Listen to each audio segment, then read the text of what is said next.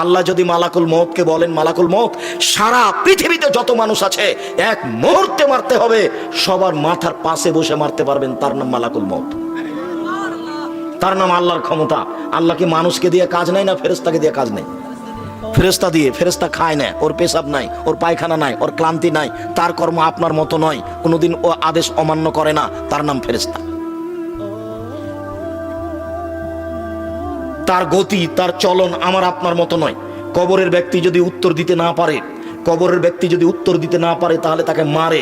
আল্লাহ রাসূল বলছেন ইয়াজরিবু জারবাতান, এমন মার দেই, মায়ের কারণে এসে হোসাই হাতান, সে বাপরে মারে করে চিৎকার করে, ইসমু মা বাইনাল মাশরিক ওয়াল মাগরিব ইল্লা সাকালান, সারা পৃথিবীর জীবজন্তু কীট পতঙ্গ পদার্থ জড় পদার্থ সব তার বাপরে মারে করে চিৎকার শুনতে পাচ্ছে, মানুষ এবং জিন শুনতে পায় না।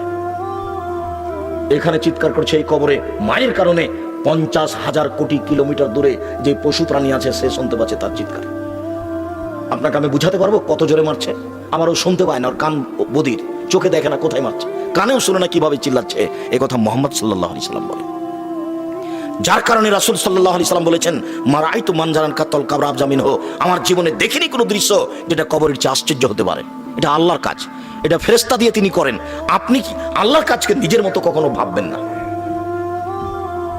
সময়টা রাত 12টার পরেই হতে পারে, তবে ওই হাদিসের ভিত্তিতে, বুখারী মুসলিমের এক হাদিসের ভিত্তিতে